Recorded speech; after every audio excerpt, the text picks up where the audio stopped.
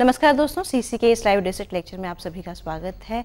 दोस्तों, आपकी प्रेरणा से और आपकी प्रतिक्रियाओं के फलस्वरूप आज हम लर्न संस्कृत बी मॉडर्न का 32वां अध्याय आप सभी के लिए लेकर आए हैं और हम उम्मीद करते हैं कि एक बार फिर आप संस्कृत भाषा और संस्कृत व्याकरण को समझने की जो रुचि आप उत्पन्न कर पाए हैं, आप इस व्याख्यान के माध्यम से और भी ज़्यादा कुछ सीख पाएंगे, क्योंकि हम आज एक बार फिर आपके लिए संस्कृत व्याकरण भगवद गीता से एक श्लोक और कुछ कहानियां लेकर आए हैं। हम उम्मीद करते हैं कि आप इनसे ज़रूर लाभान्वित होंगे। तो आइए हम स्वागत करते हैं डॉक्टर बलदेवानंद सागर का और आज के इस व्याख्यान को आगे बढ़ाते हैं। डॉक्टर बलदेवानंद सागर संस्कृत समाचार प्रसारक हैं और नित्य प्रति सीसी के लाइव डिजिट लेक्चर्स के माध्यम से आप तक पहुँचते हैं। तो आइए स्वागत करते हैं एक बार फिर डॉक्टर बलदेवानंद सागर का। डॉक्टर सागर, आपका फिर से स्वागत है। धन्यवाद गीतिका। स्वागतमत्र भवतां सर्वेषां मित्रवर्याणां संस्कृत अनुरागिणां। I do welcome all our Sanskrit lovers, students and teachers and scholars. मुझे जो प्रतिक्रियाएं मिल रही है वो मेरे उत्साह को बढ़ाती है और आप सब लोग देखते हैं और अपनी बात बताते हैं, उससे हमको मार्गदर्शन मिलता है। हम लोगों ने शब्द रूप आरंभ किया था आरंभिक व्याख्यानों में और अब हम व्यंजनांत शब्द रूप ले रहे हैं, जिसमें चकारांत, तकारांत, नकारांत ऐसे शब्द तीनों लिंग में उनका रूप हम चलाएंगे। तो अभी तक जो हमारे व्याख्यान थे 31 तक, उसमें हमने तकारांत वाच शब्द, श्रीमत शब्द, महत, भूभृत इनका रूप चलाया और तद्वत अन्य शब्दों का हमने थोड़ा अभ्यास किया। आज मैं आपको सरित और जगत इन दो शब्दों के रूप चला के इसके बारे में बताऊंगा। सरित स्त्रीलिंगवाची है और जगत नपुंसक है। पुल्लिंगवाची शब्द तो हम चला चुके हैं। चकारांत वाच शब्द स्त्रीलिंग है और श्रीमत तकारांत पुल्लिंगवाची शब्द है, महत पुल्लिंग है, भूभृत पुल्लिंग है, ये हम चला चुके हैं। तो आइए व्यंजनांत पहले हम सरित लेंगे। सरित माने नदी। यहाँ पर आप जानते हैं, जैसे प्रत्येक प्रसंग पर बात आती है कि कैसे जो मूल ध्वनि है उससे शब्द निर्माण होता है संस्कृत व्याकरण के आधार पर। श्री धातु है, श्री गतौ, सरति चलता है, जो गतिमान है उसको श्री धातु, सरति, सरत, सरंत ये धातु रूप हो गया। तो उसी से सर्प बनता है। सर्प, सर्पति, सरति, ऐसे जमीन पर वो लौट के स्पर्श करके, हमारी तरह पैर नहीं है तो इसलिए सर्प होता है। इसी तरह संसरति, सम उपसर्ग लगा के श्री धातु से सार बना लिया तो संसार। संसार माने जगत, दुनिया।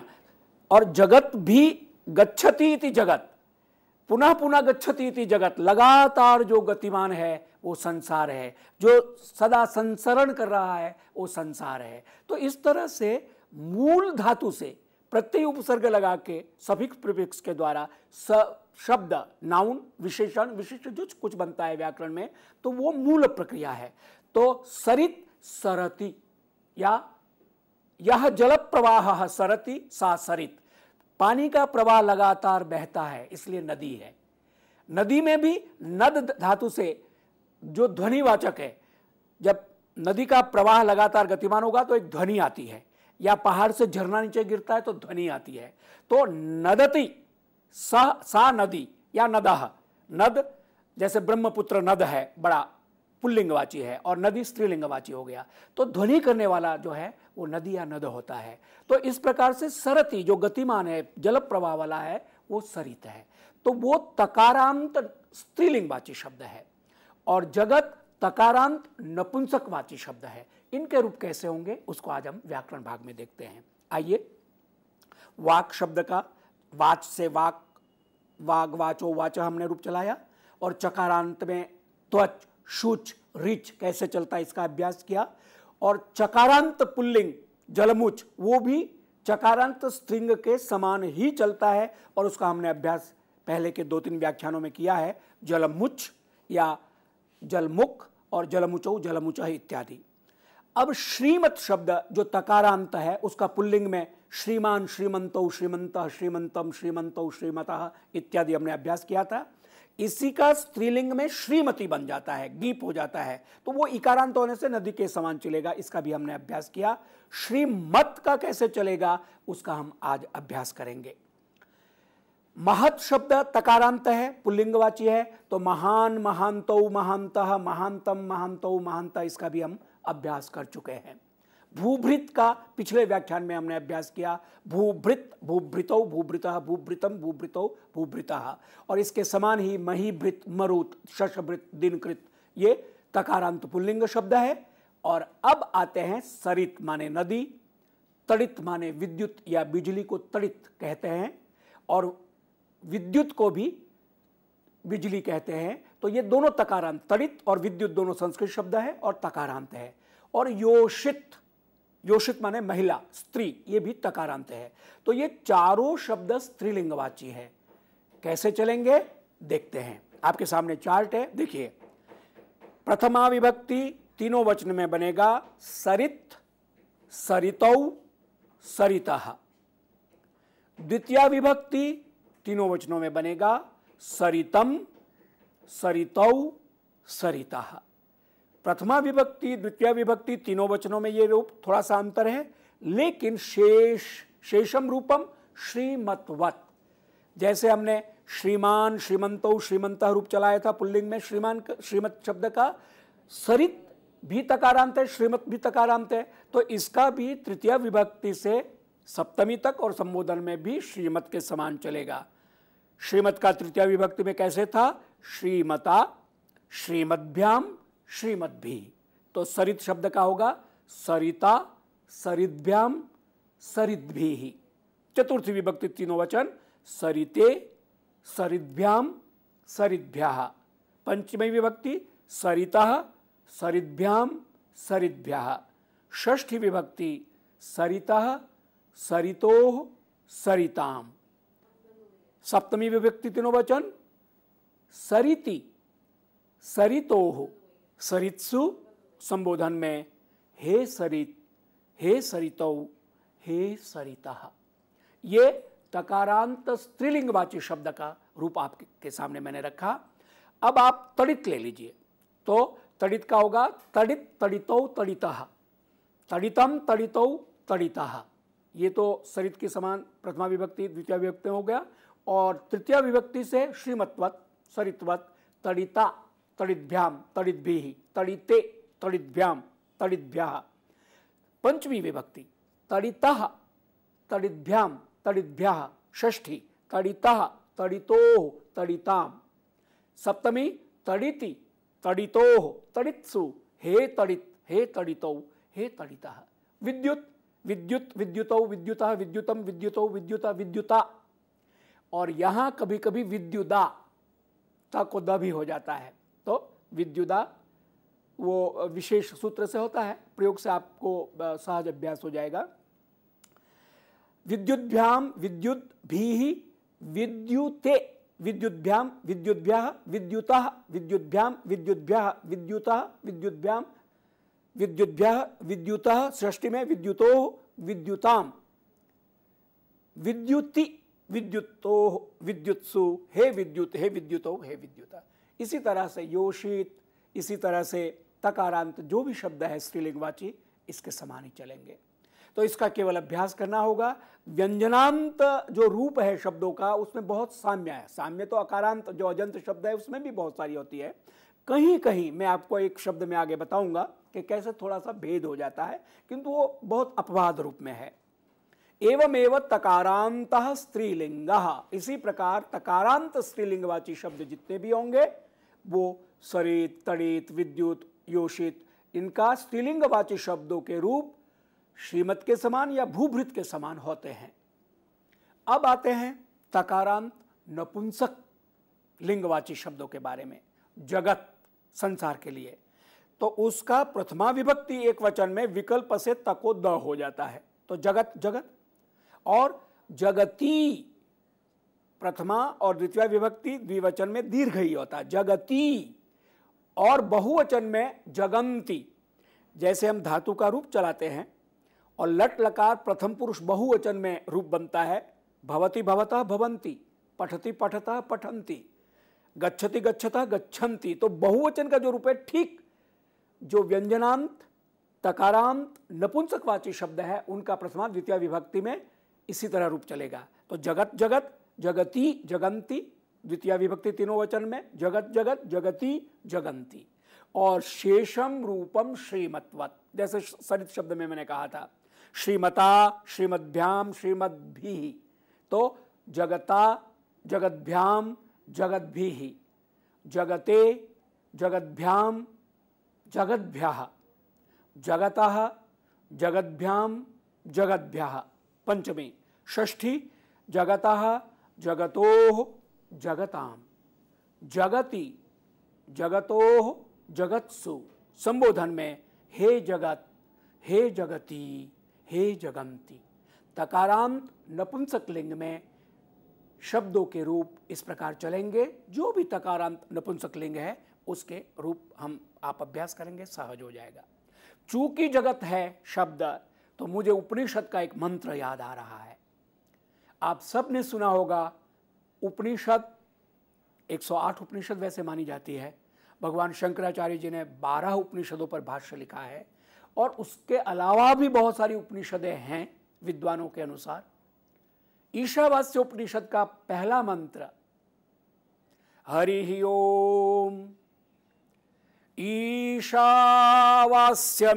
सर्वं यत्किंचित् जगत्याम जगत्, जगत्याम जगत्, ईशावास्यमिदं सर्वं यत्किंचित् जगत्याम जगत्, तेन त्यक्तेन भुञ्जीथाः, तेन त्यक्तेन भुञ्जीथाः मा गृधः कस्य स्विद्धनम्। बहुत प्रसिद्ध मंत्र, जिसमें जीवन जीने की शैली, जो हमारा मुख्य शीर्षक है, learn Sanskrit be modern. Modern होना माने अधुनातन जीवन को जीना, अधुनातन जीवन जीना माने जो जीवन है उसको पूर्णता, समग्रता के साथ जीना। और उपनिषद का मंत्र कहता है तेन त्यक्तेन भुंजीथा यत्किंचित जगत्याम जगत ईशावास्यम। जगत शब्द के रूप में मैंने आपको सामने चलाए, संसार अर्थ है जो संसार है, पूरे विश्व को आप कह सकते हैं जगत। जगती, दीर्घ इकारांत जगती का मतलब पृथ्वी होता है, ब्रह्मांड होता है, जो अस्तित्व है उसको जगती, और उसका नदी के समान रूप चलेगा, जगती जगत्यो जगत्या। इस तरह जगत्याम जगत, इस पूरे ब्रह्मांड में जो कुछ गतिमान है, अस्तित्व रखने वाला पदार्थ है, वो सब कैसा है? ईशावास्यम, परम सत्ता के साथ उससे ओतप्रोत है। इसलिए क्या करना है? तेन त्यक्तेन भुंजीथा। उपनिषद के ऋषि कहते हैं इसलिए जो जीवन जीना है उसको त्याग के साथ जीना है। हमेशा मुझे मिले ऐसा नहीं, हमेशा मेरे पास है उसको मैं सबको बांटूं, इस भावना से जीना है। यत् किंचित जगत्याम जगत तेन त्यक्तेन भुंजीथा। भुंजीथा माने उपभोग करो।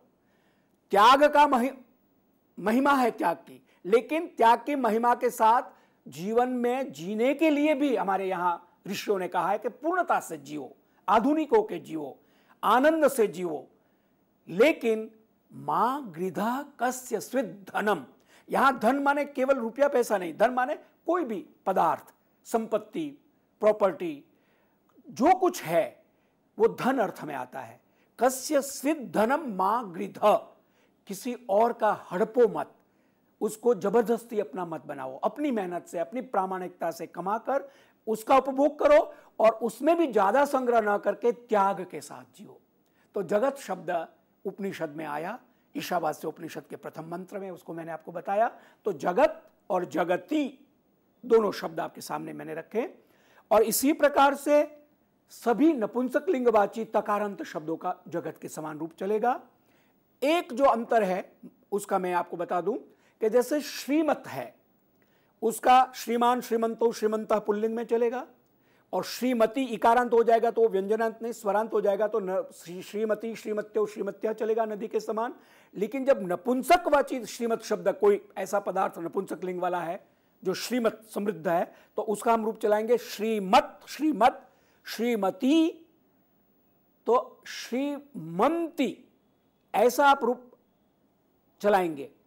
लेकिन महत शब्द है उसको हम चलाएंगे तो महत, महती, महांती, यानी यहां ह में जो अ है वो दीर्घ रहेगा, ह्रस्व नहीं होगा, क्योंकि जगत, जगती, जगंती, महत, महती, महंती आप कहेंगे बनेगा, लेकिन केवल एक शब्द है जिसमें अ को दीर्घ, उपधा दीर्घ होता है, महांती रूप चलेगा। तो महत, महती, महांती, महत, महती, महांती, महता, महद्भ्याम, महद्भी, नपुंसक लिंग में महत शब्द इस प्रकार से चलेगा।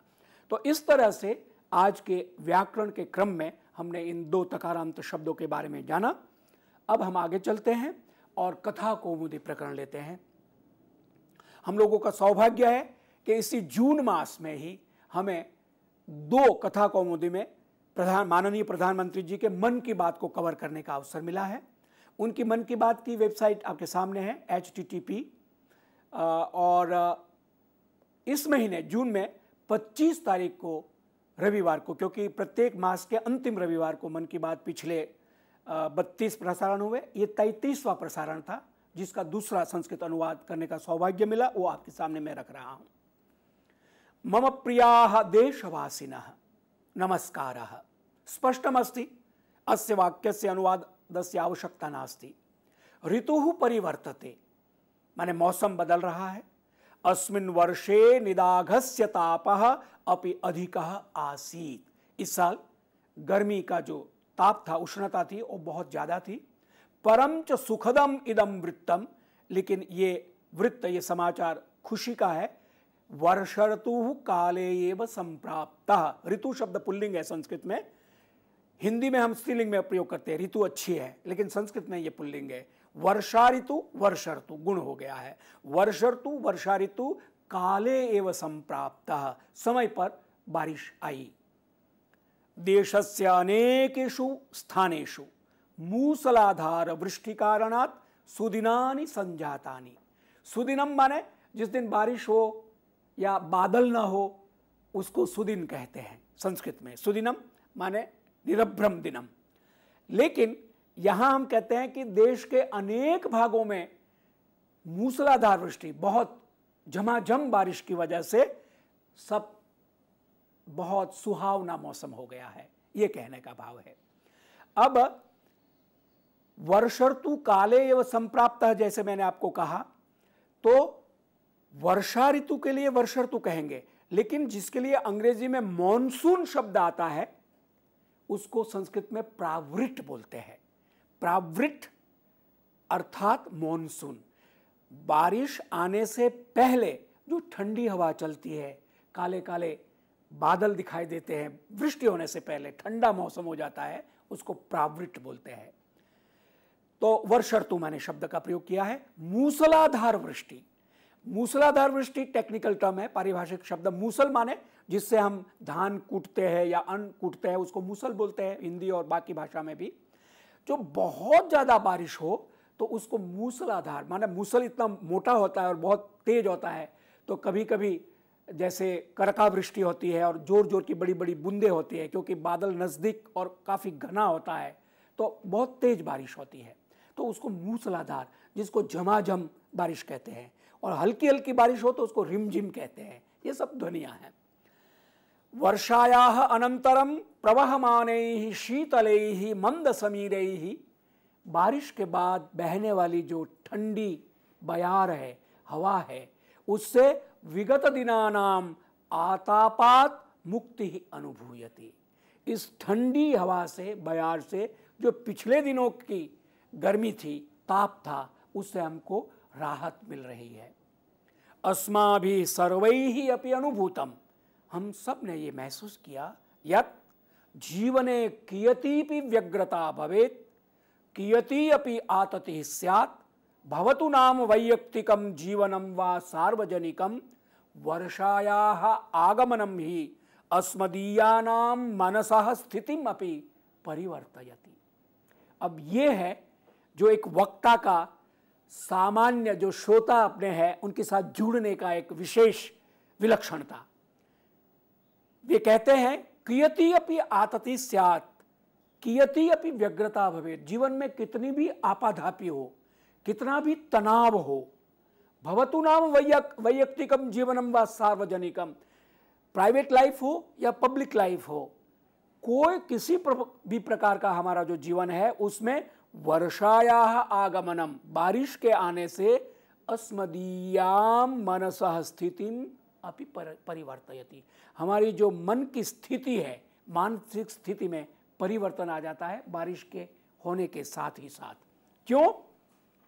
क्योंकि जो गर्मी लगातार हम उसमें झुलसते हैं ताप से, उससे हमको राहत मिलती है, राहत मिलते हमारा मन प्रसन्न होता है। व्यग्रता तो गर्मी से भी ज्यादा होती है। अब प्रासंगिकम वदति माननीय प्रधानमंत्री, अद्यत्वे 25 जून को इसका प्रसारण हुआ, तो उस दिन जगन्नाथ यात्रा, भगवान जगन्नाथ की रथ यात्रा शुरू हो रही थी। अद्यत्वे, आज, भगवतः जगन्नाथस्य रथ यात्रा समुत्सवः, 9 दिन का रथ यात्रा समुत्सव होता है पुरी में, उड़ीसा में। और वहां से भगवान जगन्नाथ, बलभद्र जी और सुभद्रा जी, जो तीनों मूर्तियां हैं, उनको रथ में बिठा के उनका जुलूस निकला जाता है, उसको रथ यात्रा बोलते हैं। अब कितना अनुसंधान प्रधानमंत्री जी की टीम ने किया है वो यहां से झलकता है कि रथ यात्रा समुत्सवः, रथ यात्रा उत्सव पूरे देश में, अब तो पूरे विश्व में मनाया जाता है।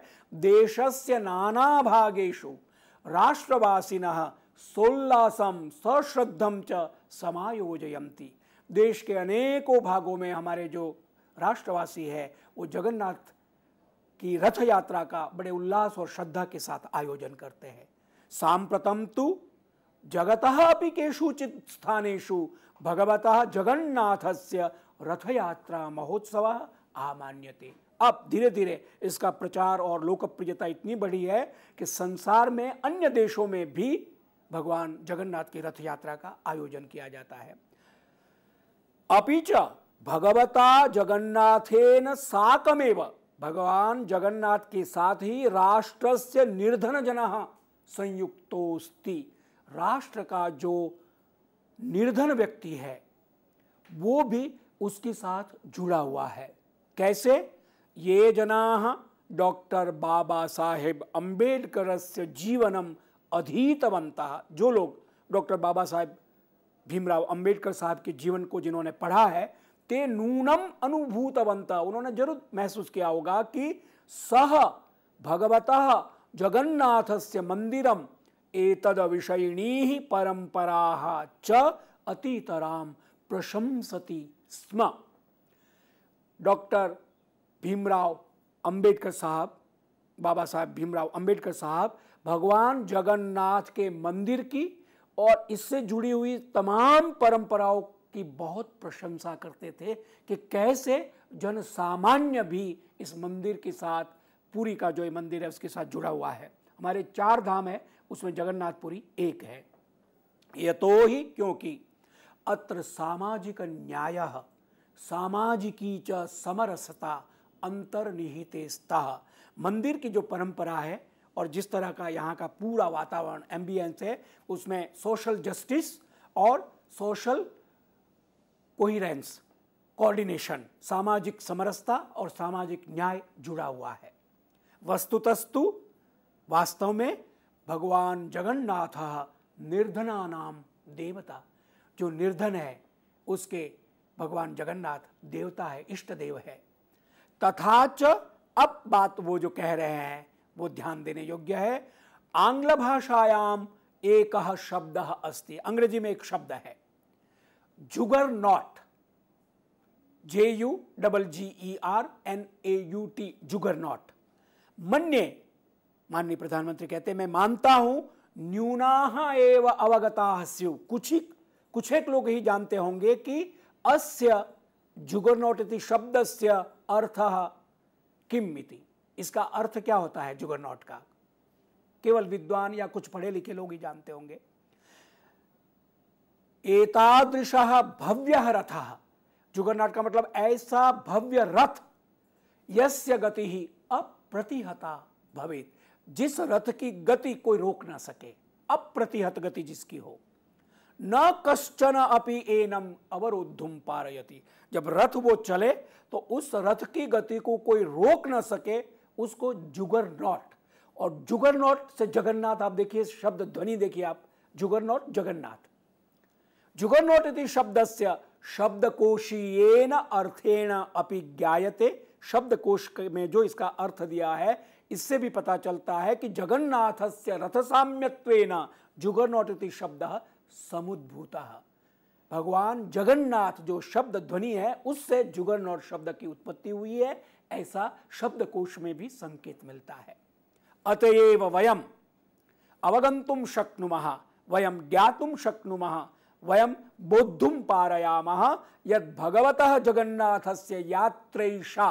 भगवान जगन्नाथ की ये यात्रा, यात्रेशा दीर्घ संधि, यात्रा एषा यात्रेशा, अशेष संसारेण, समग्र विश्व में स्वस्व प्रकारेण, अपने अपने तरीके से क्रियता महता महात्म्येन स्वीक्रियते। अपने अपने तरीके से इस यात्रा को लोग किस तरह से स्वीकार कर रहे हैं, ये समझ में आता है। भगवतो जगन्नाथस्य रथयात्रायाः शुभे अस्मिन् अवसरे सर्वेभ्योऽपि राष्ट्रवासिभ्यः शुभकामनाः वितरामि। सभी राष्ट्रवासियों को इस अवसर पर मैं शुभकामना देता हूं। भगवतो जगन्नाथस्य श्री चरणेषु अपि प्रणामांजलिं निवेदयामि। भगवान जगन्नाथ के चरणों में मैं प्रणामांजलि निवेदित करता हूं। प्रणामांजलिन शब्द के बारे में मुझे आपसे कहना है कि अंजलि ही इकारांत शब्द है, लेकिन ये स्त्रीलिंगवाची नहीं है, ये पुल्लिंगवाची शब्द है, अंजलि ही। इसलिए पतंजलि ही ये पुल्लिंग है। तो अंजलि का हरि के समान हरीन, अंजलिन द्वितीय बहुवचन में प्रणामांजलिन, प्रणामानाम अंजलि ही, प्रणामांजलि ही तान प्रणामांजलिन। तो इकारांत पुल्लिंगवाची अंजलि शब्द है। पतंजलि भी इकारांत पुल्लिंगवाची है, स्त्रीलिंगवाची नहीं है। बहुत सारे लोग चूंकि उस तरह से उसके बोध होता है तो स्त्रीलिंग में प्रयोग करते हैं, जो व्याकरण की दृष्टि से अशुद्ध माना जाएगा। भगवतो जगन्नाथस्य श्रीचरणेषु अपि प्रणामांजलिं निवेदयामि। अस्ति भारतस्य विविधता ही अस्य विशेषता। इसके आगे माननीय प्रधानमंत्री कहते हैं कि भारत में जो विविधता है, यही इस भारत की विशेषता है, जिसको विवेकानंद जी कहते थे यूनिटी इन डाइवर्सिटी। प्रत्येक राज्य, प्रत्येक प्रांत का अपना आहार विहार वेशभूषा और इस तरह का है, लेकिन सब में फिर यूनिटी भी एक अंतर्धारा के रूप में है। भारत की यही विविधता इसकी विशेषता है। भारतस्य विविधता चास्ति भारतस्य शक्तिरपि। भारत की ये जो विविधता है, डाइवर्सिटी है, यही भारत की शक्ति है। रमजानस्य पवित्र मासः पवित्र भावैः प्रार्थनाभिः च सर्वैः समाचरितः। अब 26 को ईद हम लोगों ने ईद का आयोजन किया और मुस्लिम भाइयों बहनों ने पूरे मास तक पवित्र रमजान मास का व्रत रखा। तो प्रधानमंत्री कहते हैं रमजानस्य पवित्र मासः पवित्र भावैः प्रार्थनाभिः च सर्वैः समाचरितः संप्रति वर्तते ईद पर्व। 25 को था, 26 को ईद थी। ईद उल फितर पर्वणः अवसरे मम पक्षतः सर्वेभ्यः भूरिशः मंगल कामना। ईद के अवसर पर सबको मेरी शुभकामनाएं। ईद मुबारक। रमजान मासः पुण्यदानस्य मासत्वेन ख्याप्यते। रमजान महीने में दान देने का महत्व है, जो अपने पास है वो बांटा जाए, दिया जाए, इस तरह से इसकी प्रसिद्धि है। प्रसन्नतायाः वितरणस्य मासः अस्ति। अपनी खुशी को बांटा जाए, डिस्ट्रीब्यूट किया जाए, इसका ये महीना विशेष रूप से मनाया जाता है। यावन मात्रिकम प्रसन्नता वितरणम भवति। जितनी हम खुशी बांटे तावन्त्यः प्रसन्नताः विवर्धन्ते, उतनी खुशी बढ़ती है। आगच्छन्तु, आइए, वयम सर्वे मिलित्वा, हम सब मिलकर एतेभ्यः पवित्र समुत्सवेभ्यः प्रेरणाम आदाय, इन पवित्र जो उत्सव है उनसे प्रेरणा लेकर प्रसन्नता प्रवाहान वितरेम, इस खुशी को बांटे, देशम च अग्रे सारयाम, और देश को आगे बढ़ाएं। अब एक विशेष घटना हुई है राष्ट्र में, उसके लिए वो संकेत देते हैं। रमजानस्य पवित्र मासावधौ, रमजान के इस पवित्र महीने में उत्तर प्रदेशस्य बिजनौरस्य मुबारकपुर ग्रामस्य, उत्तर प्रदेश में बिजनौर जनपद में, डिस्ट्रिक्ट में मुबारकपुर नाम का एक गांव है, उसमें महती प्रेरिका घटना मम दृष्टिपथम आगता। एक बहुत मोटिवेटिंग प्रेरक घटना घटी वहां, वो मेरी नजर में आई है। कैसी घटना है? प्रायेण सार्ध त्रिसहस्त्रम, 3,500 अस्मदीयाः मुस्लिम समुदायस्य भगिन्यः भ्रातरः, हमारे मुस्लिम समुदाय के भाई बहन अत्र लघु ग्रामे निवसन्ति, इस छोटे से गांव में रहते हैं। भगिन्यः भ्रातरः, भगिनी शब्द दीर्घकारांत है, तो बहुवचन में नदी नद्यो नद्यः, भगिनी भगिन्यौ भगिन्यः, और भ्रातृ ऋकारांत शब्द पुल्लिंगवाची है, पितृ की तरह। तो पिता पितरौ पितरः, भ्राता भ्रातरौ भ्रातरः, भगिन्यः भ्रातरः चात्र लघु ग्रामे निवसन्ति। इस मुबारकपुर में 3,500 मुस्लिम भाई बहन रहते हैं। इसके बाद संक्षेप में मैं आपके सामने रखूंगा कि किस प्रकार से उन लोगों ने इस रमजान महीने में बहुत अच्छा काम किया है। यहां पर हम अल्प विराम लेते हैं।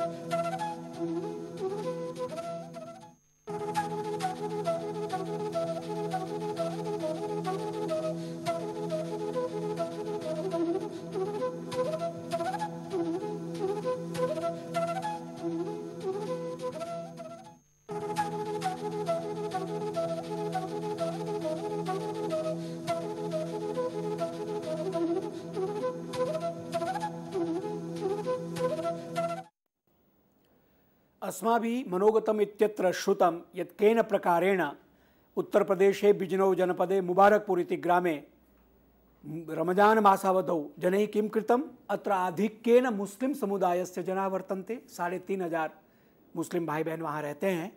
रमजान मासावधौ ग्रामवासिनः मिलित्वा, ग्रामवासियों ने मिलकर शौचालयानां निर्माणार्थम निर्णीतवन्तः। उन्होंने ये निर्णय किया कि हम लोग शौचालयों का निर्माण करें। अपिच और वैयक्तिक शौचालयानां निर्माणार्थम सर्वकार पक्षतः अपि साहाय्यं प्रदीयते। जो व्यक्तिगत रूप से अपने घर में शौचालय का निर्माण करना चाहता है, सार्वजनिक अलग हो जाएगा, व्यक्तिगत अलग हो जाएगा, उसके लिए सरकार वित्तीय सहायता देती है। एतेभ्यः ग्रामवासिभ्यः, इन ग्रामवासियों के लिए प्रायेण 17 लक्ष रूप्यकाणि साहाय्य रूपेण प्रदत्तानि। इन ग्रामवासियों के लिए 17 लाख रुपये दिए गए।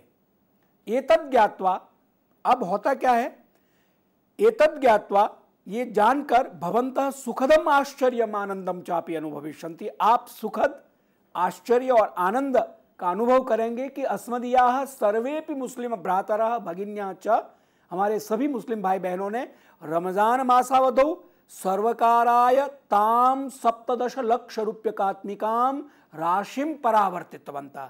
उन्होंने ये 17 लाख रुपये सरकार को लौटा दिए।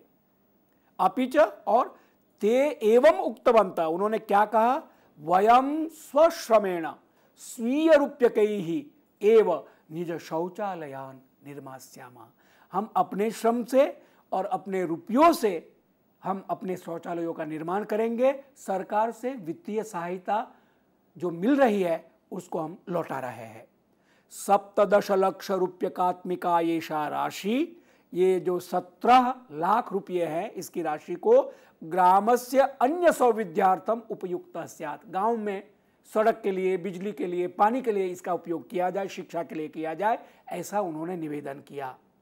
रमजानस्य पवित्रावसरः समाजस्य लाभार्थम उपयुक्तः इति कृत्वा, रमजान का ये पवित्र महीना समाज के लाभ के लिए कुछ कार्य हो, इसके लिए इस अवसर को उन्होंने इसका उपयोग किया। अहम मुबारकपुरस्य सर्वान अपि ग्रामवासिनः अभिनंदामि।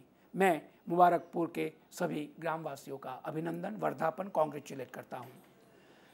राशि शब्द इकारांत है तो प्रायः लोगों को लगता है कि स्त्रीलिंगवाची है, लेकिन ये उभयलिंगी है। अयम राशि ही इयम राशि ही, तो स्त्रीलिंग में भी हम इसका प्रयोग कर सकते हैं और पुल्लिंग में भी कर सकते हैं। आगे चलते हैं। तेषाम प्रत्येकमपि निर्णयः अतितराम प्रेरकः अस्ति। मुबारकपुर के ग्रामवासियों का प्रत्येक निर्णय बहुत ही प्रेरणादायी है। अपि च सर्वतो अधिकतरम अवधेयमिदम, सबसे ज्यादा ध्यान देने की बात यह है, तैहि मुबारकपुरम अनावृत शौचाचरणात् मुक्तम विहितम। खुले में शौच जाने की जो प्रथा बहुत समय से चली आ रही है, इस प्रथा से मुबारकपुर को मुक्त करने का उन्होंने निर्णय लिया। वयम जानीमः, हम जानते हैं, सिक्किम, हिमाचल, केरल, ये 3 राज्य, राज्यत्रयम पूर्वतः एवं अनावृत शौचाचरणात् मुक्तम घोषितम। इनको पहले से ही खुले में शौच जाने की प्रथा से मुक्त घोषित किया गया है। वयम संयुक्ततया जानीमः, हम सब मिलकर जानते हैं कि व्यक्तेः जीवने, जो व्यक्तिगत जीवन होता है, समाजस्य जीवने, सामाजिक जीवन में, यत्किमपि समुचितम करणीयम, जो कुछ ठीक करना है, यानी कोई कुरीति है या कोई कुपरंपरा है, उसको हटाना है। व्यक्तिगत हमारी आदत है कोई जिसमें दुर्व्यसन हो जाता है, एडिक्शन हो जाता है, तो उसको दूर करने का जरूरी है। अतितराम कठोरः परिश्रमः करणीयो भवति, उसके लिए बहुत कठोर परिश्रम करना होगा, तभी ये कुरीति, कुपरंपरा या व्यक्तिगत जो दुर्व्यसन, एडिक्शन है, वो दूर हो सकता है। यदि एक उदाहरण देते हैं, यदि अस्माकं हस्तलेखः सम्यक् नास्ति, हमारी हैंड राइटिंग अगर ठीक नहीं है तो वो एक दिन में ठीक नहीं हो सकती है। सच सम्यक करणीयश्चेत, अगर उसको ठीक करना है तदा, तो सुदीर्घ कालम यावत, बड़े लंबे समय तक, अतितराम अवधानतया प्रयतनीयम भवति, बहुत सावधानी से और लगातार इसके लिए कोशिश करने के बाद ही हमारी हैंड राइटिंग सही हो सकती है।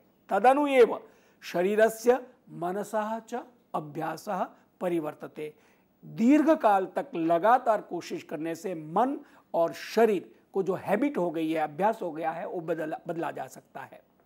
अब जो प्रसंग है उस पे आते हैं। स्वच्छतायाः विषयोपि एतादृशः एव अस्ति, स्वच्छता का विषय, साफ सफाई का विषय भी ऐसा ही है। अगर हमारे व्यक्तिगत जीवन में आदत के रूप में स्वच्छता नहीं है तो उसको लाने के लिए कठोर परिश्रम करना जरूरी है, चाहे व्यक्तिगत जीवन हो चाहे सामाजिक हो। एतानि अस्मदीय आचरणस्य अंगत्वेन वर्तन्ते, ये स्वच्छता वाली बात हमारे आचरण के साथ, हमारे जीवन पद्धति के साथ जुड़ा हुआ एक अभिन्न अंग है। एतानि अपसारयितुम, अगर हमारी आदत नहीं है, हमारी बैड हैबिट हो गई है, तो उसको दूर करने के लिए अविरतम अस्माभिः नूनम प्रयतनीयम, हमें लगातार इसके लिए प्रयत्न करना जरूरी है। वारम वारम एतद् विषयकम स्मरणमपि करणीयम, बार बार इसको हमें याद करना है, याद दिलाना है, तब इसकी आदत हो सकती है। प्रत्येकमपि जनस्य ध्यानाकर्षणमपि विधेयम, हर व्यक्ति का ध्यान इधर हमको खींचना है, इधर लगाना है कि आपने ये स्वच्छता का ध्यान रखना है।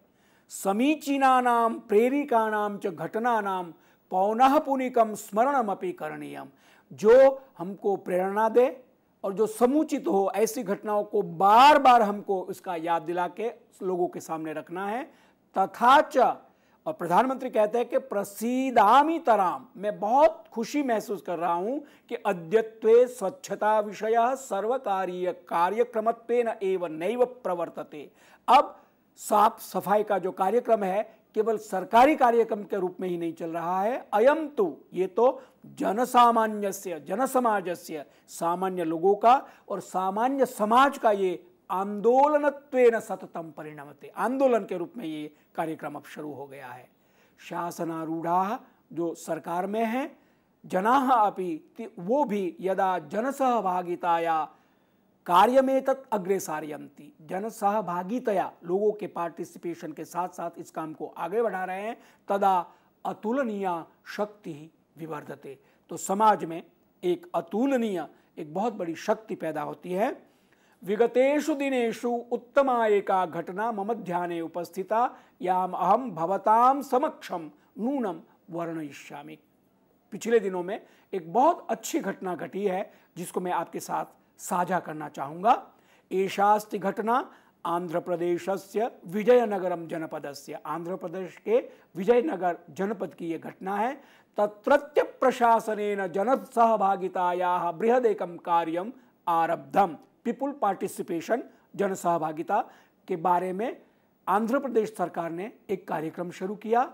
मार्च महीने में 10 दिनांकात 10वीं तारीख को प्रातः षड्वादनात् सुबह 6 बजे से आरभ्य लेकर चतुर्दश दिने माने 14वीं तारीख मार्च महीने की प्रातः दशवादनम सुबह 10 बजे तक यावत मार्च मासे 10 दिनांकात प्रातः षड्वादनात् आरभ्य चतुर्दश दिने प्रातः दशवादनम यावत अर्थात शतहोरावधिम यावत 100 घंटों तक अनारतम अभियानम, एक अभियान लगातार 100 घंटों का एक अभियान शुरू किया। क्या था लक्ष्यम किमासीत, इसका उद्देश्य क्या था? शतहोरावधौ 100 घंटों में 170 ग्राम पंचायतेषु 71 ग्राम पंचायत में 10,000 गृहाभ्यंतरीणानाम शौचालयानाम निर्माणम, घर में शौचालयों का निर्माण 10,000 शौचालयों का 71 ग्राम पंचायतों में 100 घंटों में करने का एक उन्होंने कार्यक्रम शुरू किया।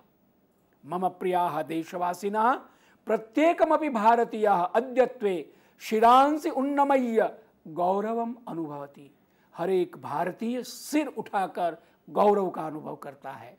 वर्षेस्मिन् जून मासे 21तमे दिने, इस साल 21 जून को संपूर्णमपि विश्वम योगमयम जातम, पूरा संसार योगमय हो गया। जलतः पर्वत पर्यंतम, पानी से लेकर पहाड़ तक, जनाः लोगों ने प्रभाते एव, सुबह सुबह योगाभ्यास माध्यमेन भगवतः सूर्यस्य किरणानाम स्वागतम अकुर्वन्, लोगों ने भगवान भास्कर सूर्य की किरणों का स्वागत किया। हमारा संस्कृतम पठ आधुनिको भव, लर्न संस्कृत बी मॉडर्न जो श्रृंखला है, उसका प्रथम व्याख्यान में हमने ये 3 श्लोकों में से एक श्लोक लिया था। आदिदेव नमस्तुभ्यम, आदिदेव नमस्तुभ्यम, प्रभाकर नमस्तुभ्यम, मम भास्कर, इस प्रकार से हमने श्लोक जो आरंभ किया था सूर्य की प्रार्थना से। क्यों?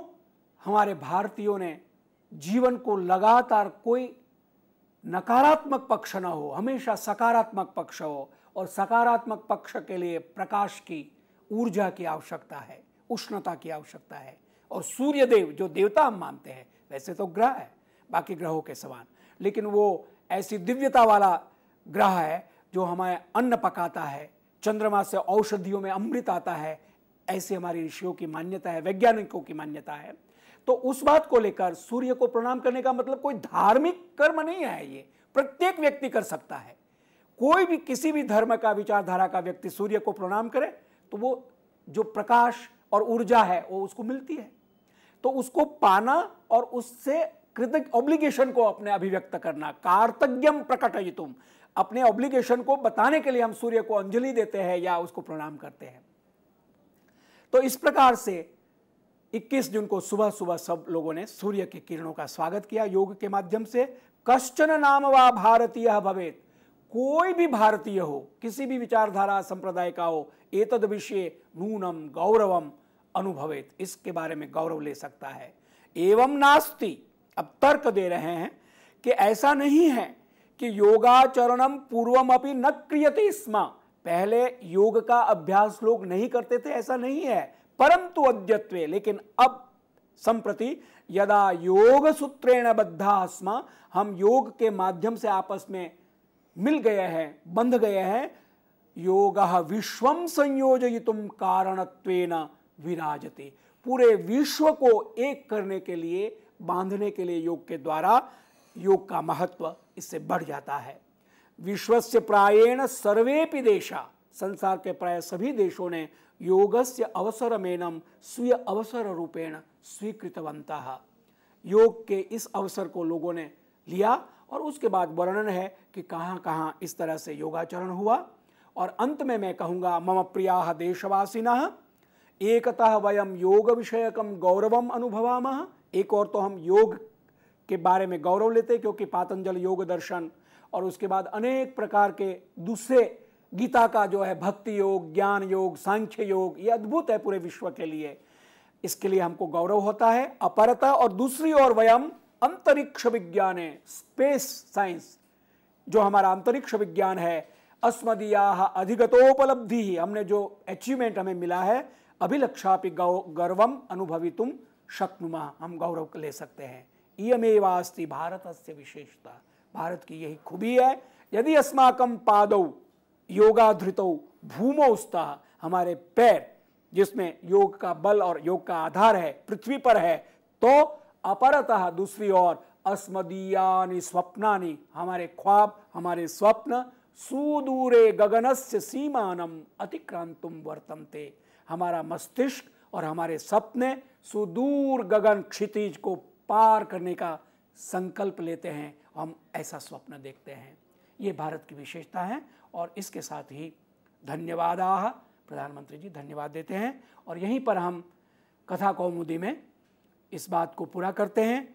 अगला क्रम हमारा संस्कृत संभाषण का है। कुछ ही वाक्यों को हम लेते हैं, आवृत्ति करते हैं। किम तत्र आसीत, वहाँ क्या था, व्हाट वॉज देयर, क्या कुछ कहा, डिड ही से समथिंग, किमपि उक्तवान किम, where did you bring it from, कहाँ से लाए, कुतः आनीतवान। किम शब्द का प्रयोग पिछले व्याख्यानों में मैंने आपको जैसे बताया मुख्य रूप से इन 10-15 वाक्यों में है। अन्यत् किमपि कार्यम नास्ति, कोई और काम नहीं है, there is no other work.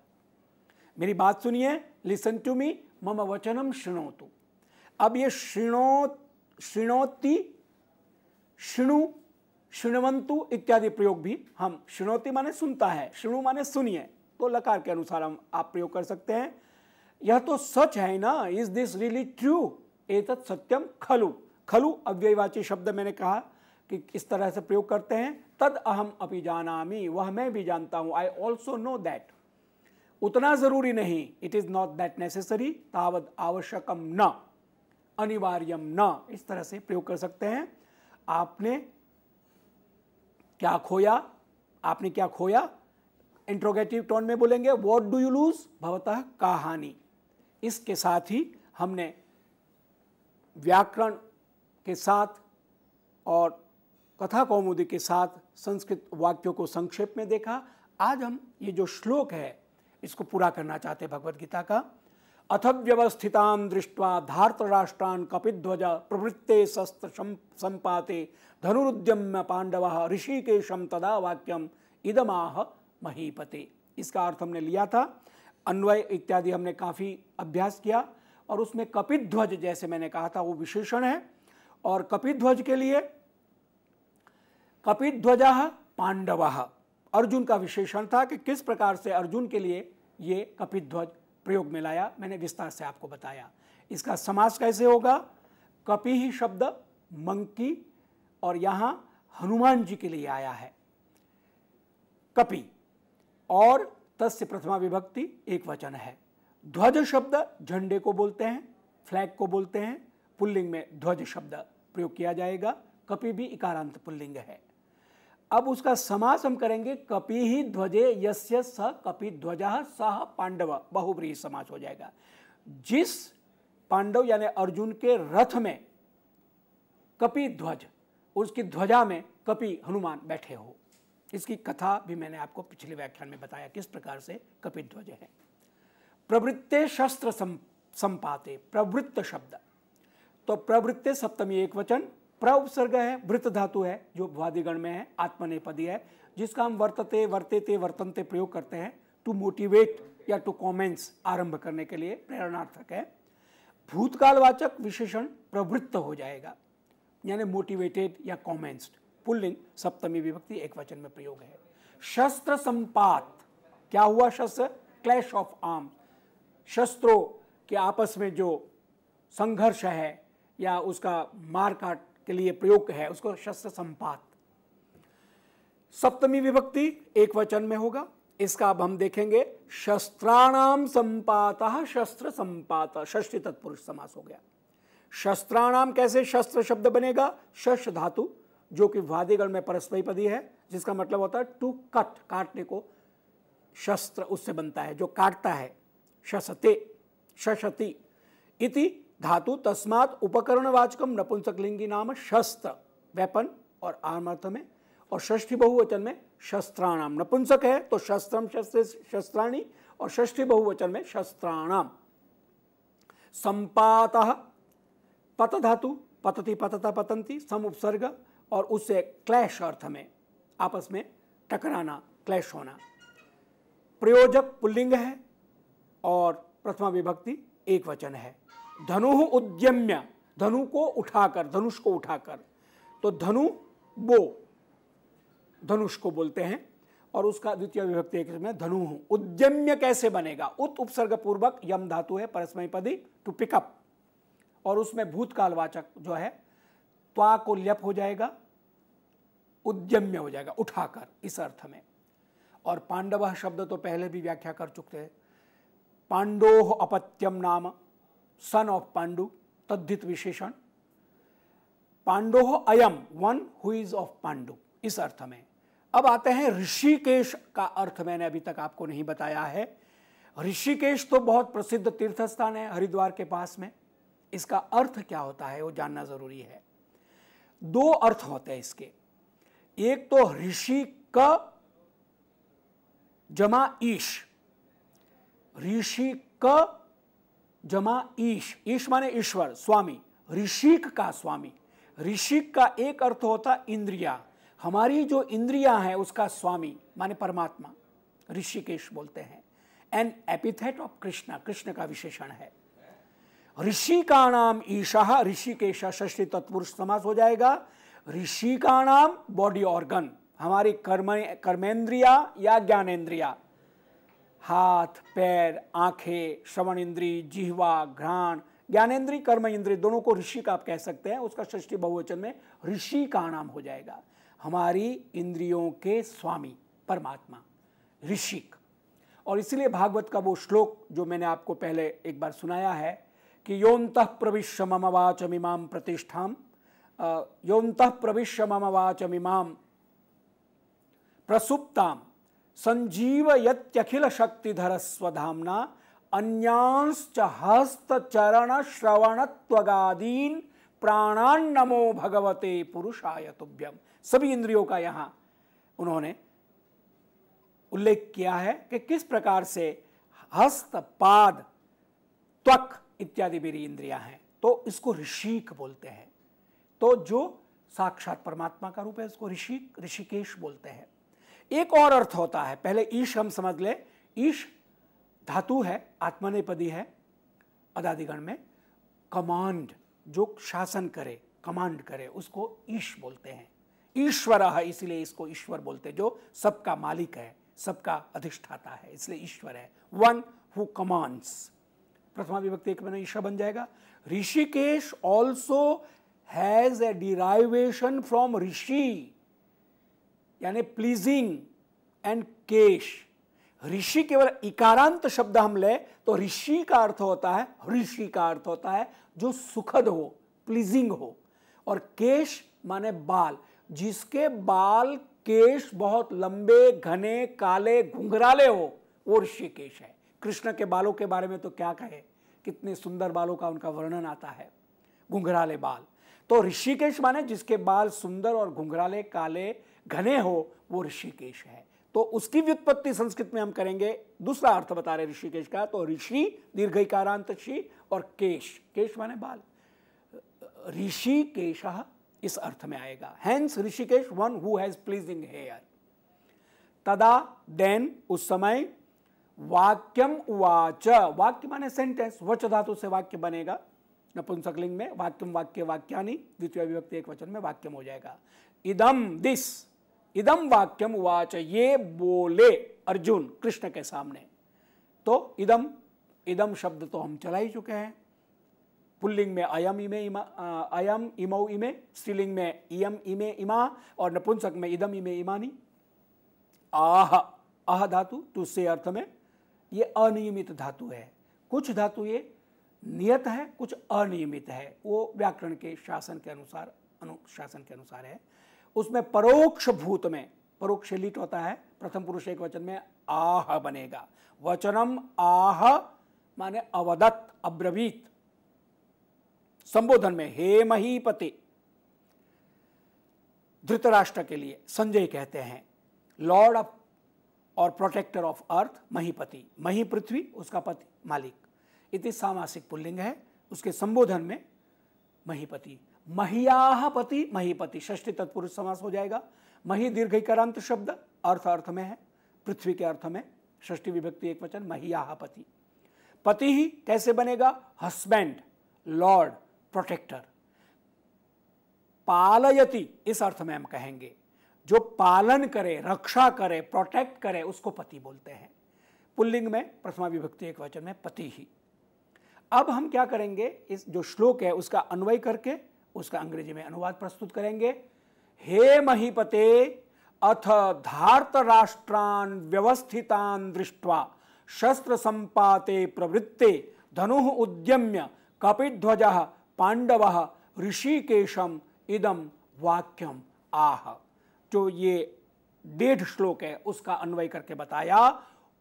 Oh lord of the earth, and then on seeing sons of Dhritarashtra thoroughly disturbed with clashes of arms having commenced, Pandava Arjun, who had the monkey yani Hanuman on his flag, picked up his bow and said this sentence to Hrishikesha Krishna. इस तरह से इसका अंग्रेजी में मैंने अर्थ किया। इसका metre छंद अनुष्टुप छंद है, पहले कई बार बता चुके हैं। प्रीफिक्स व्यवस्थित शब्द के लिए थोड़ी टिप्पणी है कि व्यवस्थित में वी और औ के साथ व्यवस्थित शब्द बनता है। We can lend interpretations as इधर विशेष और विरुद्ध। वी लगाने से विशेष अर्थ आता है और विरोधी अर्थ आता है। किस तरह से? ऑल्सो विद द प्रीफिक्स अव, वी और अव, तब व्यवस्थित बनेगा। द वर्ब स्था कैन लैंड अवस्था, which can mean state, which has settled down, hence set order, or lower state, hence disturbed. व्यवस्थितान माने ठीक ठाक, तो दो अर्थ होगा। वी और अ उपसर्ग होने से विरुद्ध भी हो जाएगा, व्यवस्थित सुव्यवस्थित, और अव्यवस्थित भी अर्थ हो जाएगा, ऐसा व्याख्या की गई है। Most of the commentators have however adopted the meaning व्यवस्थित, सेट इनटू ऑर्डर, ये अर्थ लिया है। और इस तरह से हमने इन 1.5 श्लोक का अर्थ आपके सामने रखा कि किस प्रकार से अर्जुन अब अपनी बात कहेंगे। क्या कहेंगे? सेनयोरुभयोर मध्ये रथम स्थापयमेच्युत यावद्देतान् निरीक्षेऽहं योद्धुकामान् अवस्थितान्। हे अच्युत, हे कृष्ण, दोनों सेना के ठीक बीच में ले जाकर आप मेरा रथ खड़ा कीजिए। मैं देखना चाहता हूं कि कौन कौन है जिसके साथ मुझे युद्ध करना पड़ेगा। ये हम श्लोक आगामी व्याख्यान में लेंगे। आज के लिए बस इतना ही, समय पूरा हो रहा है। धन्यवाद, नमस्कार। और हम धन्यवाद देना चाहते हैं डॉक्टर बलदेवानंद सागर को, जिनके माध्यम से हमें हर बार कुछ नया सीखने के लिए मिलता है। मित्रों, हम यही चाहेंगे कि आप और भी ज़्यादा सीखें, इन लेक्चर्स को बार बार देखें और अपनी जो संस्कृत है उसमें निपुणता हासिल करें। मित्रों, हम बताना चाहेंगे लर्न संस्कृत बी मॉडर्न, इस श्रृंखला के जितने भी लेक्चर्स अभी तक आयोजित किए गए हैं, इन्हें आप सभी के लिए यूट्यूब पर अपलोड किया गया है। आप इन लेक्चर्स को देखें और लेक्चर्स देखने के उपरांत अगर आपके मन में जिज्ञासा उत्पन्न हो, आपके मन में कोई प्रश्न उत्पन्न हो, तो हमें ज़रूर लिख भेजें। हमारी ईमेल आईडी है info.cec@nic.in। आप सभी से पुनः मुलाकात होगी, तब तक के लिए आप सभी को नमस्कार।